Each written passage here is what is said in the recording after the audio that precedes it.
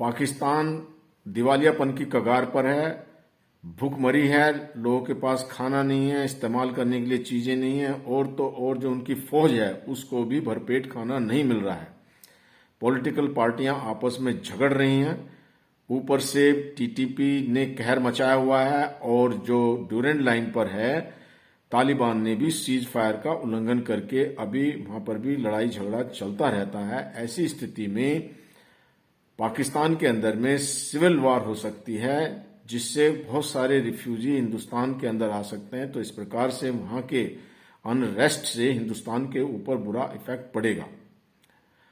वहां की जनता ये कह रही है कि हिंदुस्तान के जो हुक्मरान हैं वो अच्छे हैं, अपने देश को अच्छे से मैनेज किए हुए हैं, और वो भारत की बहुत प्रशंसा करती हैं। इस बात का एहसास शहबाज शरीफ ने भी लगाया और उसने बातचीत की और शांति स्थापित करने की पेशकश की, लेकिन साथ में ऊपर से राइडर लगा दिया कि धारा 370 वापस होनी चाहिए, जो कि नामुमकिन है। इस चीज के लिए सबसे बड़ा खतरा ये है कि जो वहां के न्यूक्लियर वेपन्स हैं वो सेफ नहीं है।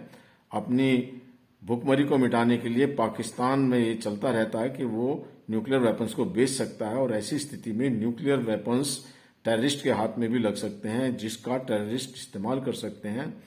और अब एक स्थिति ऐसी कि ईरान, अफगानिस्तान और लाहौर तक एक हॉटबेड बना हुआ है टेररिस्ट का, जिसका हिंदुस्तान के ऊपर में भी बुरा असर पड़ेगा, और ये हिंदुस्तान के लिए बहुत बड़ी चुनौती है। हमको सावधान रहना बहुत जरूरी है।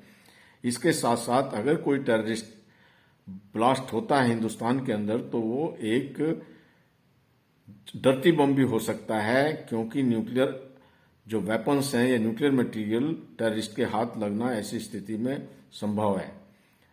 न्यूक्लियर जो रेडिएशन है उसका सबसे बड़ा खतरा ये होता है कि ना उसको हम देख सकते हैं, ना चख सकते हैं, ना सूंघ सकते हैं। तो अगर नॉर्मल ब्लास्ट को कैसे पता लगाया जाए कि इसके अंदर रेडिएशन है, वो रेडियो एक्टिव मटेरियल को रेडियोमीटर से ही पता लग सकता है।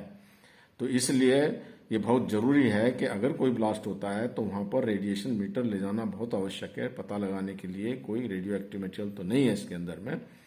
और भारत को बहुत सावधान रहना है, हमारे सामने बहुत बड़ी चुनौती है। जबकि पाकिस्तान में एक बहुत बड़ी हलचल और वहां सिविल अनरेस्ट है, तो ऐसी स्थिति में हिंदुस्तान के ऊपर बुरा असर पड़ना लाजमी है, और जिस चुनौती को सामना करने के लिए हमारी सिक्योरिटी को बहुत सावधान रहना है।